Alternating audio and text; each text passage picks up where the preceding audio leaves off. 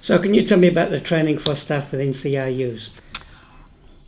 I think a lot of the training in CRUs is directed at ensuring that the CRUs are run in a safe manner, and I think sometimes safety impacts on people's lifestyles. I think maybe things need to be balanced a little bit more. And one of the things that really amazes me up here is how self-advocacy has just grown and taken off. Why do you think that might be? I think with the Disability Act, the changes to the Disability Act, the expectations that we all have a quality plan, that we need to ensure that we are implementing the service standards and that we will be measured by the outcome standards. These things, I believe, will and are making a lot of changes. There are some very positive people in the CRUs, and there are some very negative people, staff in the CRUs. We're all aware of that. I do believe that it's changing gradually, and it's always gradual. Things don't change in a hurry. But there are some very, very passionate staff out there who are really doing everything they can to change the attitudes of people who need to change their attitudes. What are some of the incorrect attitudes? Look, probably I think people being, or staff rather, being very rigid on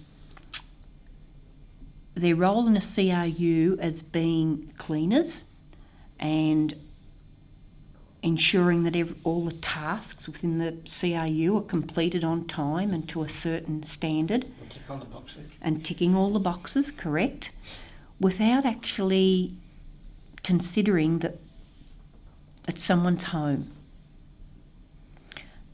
It's often much easier to go and get the tasks done without consulting with other people. It's actually a much easier way to do business. But I do see that that's changing. Do you think that a CRU could be classed as a mini institution?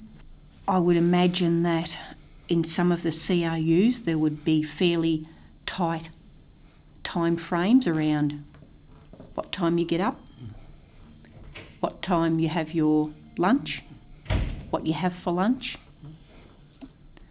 I've no doubt whatsoever that a lot of CRUs are fairly institutionalised.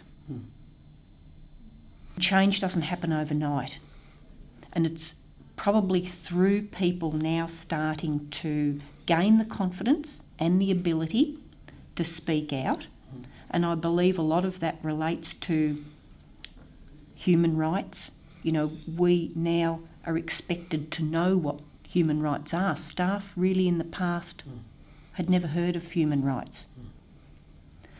So there's a lot more importance placed on ensuring that people are treated with equality and treated with respect and given the opportunity to grow and to have their say. Yes, I do think we need to move constantly and continually away from the institutional model. Is there anything else that you would like to say in relation to people needing the opportunity to grow? From a staff perspective, Colin, when you actually see people achieve things that you yourself, and I'm guilty of that, didn't for 1 minute ever believe that they could achieve, it's not only their growth and it's not only their achievement, it's yours.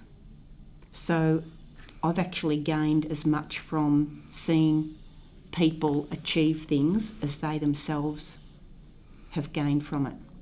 Thank you, Glenn. Thank you.